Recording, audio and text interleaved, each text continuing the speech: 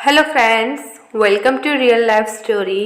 और आज की कहानी है ठंडी रोटी खाना बहू का फर्ज। अगर आपको स्टोरी अच्छी लगे तो वीडियो को लाइक करना मत भूलिएगा। तो कहानी की शुरुआत करते हैं। प्रीति की बेटी आरू स्कूल से वापस आई थी और जब प्रीति ने उसके बैग में से टिफ़िन निकाला तो लंच बॉक्स में एक पराठा वह वापस घर पर ले आई थी। तब प्रीति ने उससे कहा, क्या है ये आरू, आज फिर तुम पराठे वापस ले आई? रोज़ रोज़ खाना वापस क्यों लाती हो? तुम्हें समझाया है ना, हमें टिफ़िन का खाना हमेशा पूरा खाकर ही टिफ़िन बंद करना चाहिए। और मम्मी इसलिए आपको सुबह सुबह पराठे बनाकर देती है जिससे आप स्कूल टाइम में भूखे ना रहो। आरू ने कहा, मम्मी आप मुझे रोज़ रोज़ पराठे मत दिया करो। कल आप मुझे मिठाई और मठरी दे देना, देखना मैं पूरा खाकर आऊँगी। तब प्रीति ने कहा, ठीक है बेटा, दे दूँगी, लेकिन रोज़ रोज़ नहीं, आपको पराठे भी पूरे खाने होंगे। तब आरू ने कहा, ठीक है मम्मी। और तभी प्रीति वह पराठे गाय को देने लगी तो उसकी सासू माँ ने कहा, गाय को क्यों दे रही हो, तुम खा लो, सुबह का ही तो बना हुआ है। तब प्रीति ने कहा, मम्मी जी मुझसे नहीं खाया जाता, सुबह का बना हुआ दोपहर तक लंच बॉक्स में बंद रखा हुआ खाना अच्छा नहीं लगता मुझे खाने में। तब प्रीति की सासू माँ बोली, तुम्हारे तो नखरे ही अलग है प्रीति, हम तो खा लेते थे बचा कुचा सब, रोज़ रोज़ अन्न की बर्बादी करती हो तुम तो।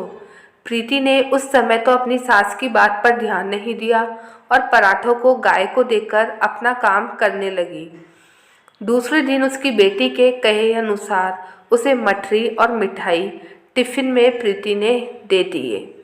लेकिन उस दिन भी आरू टिफ़िन में आधी मिठाई और एक मठरी घर पर वापस ले आई। तब प्रीति ने उससे पूछा, अब आज क्यों टिफ़िन पूरा फिनिश नहीं किया? तब आरू ने कहा, मम्मी बेल बज गई थी और मैं टिफ़िन पूरा नहीं कर पाई। तब प्रीति ने कहा, ठीक है कोई बात नहीं, मैं खा लूँगी। और प्रीति के इतना बोलते ही उसकी सासू माँ ने कहा, बहू अब आज कैसे खा लोगी, तुम ये खाना, कल तो तुम मुझे ही बोल रही थी कि बंद टिफ़िन का खाना तुमसे खाया नहीं जाता। तब प्रीति ने कहा, मम्मी जी पराठे और सूखे नाश्ते में फ़र्क होता है।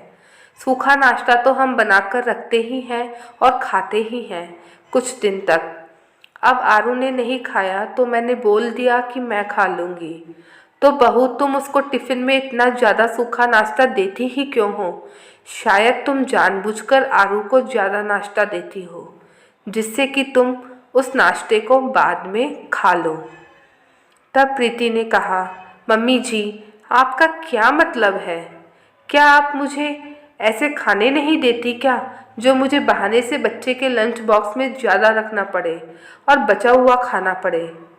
प्रीति के इतना बोलते ही उसकी सास ने कहा, बस जवाब तैयार है हर बात का, इतनी तेज जबान है मेरी बहू की, राम जाने कैसे मेरे परिवार को निभा कर रहेगी।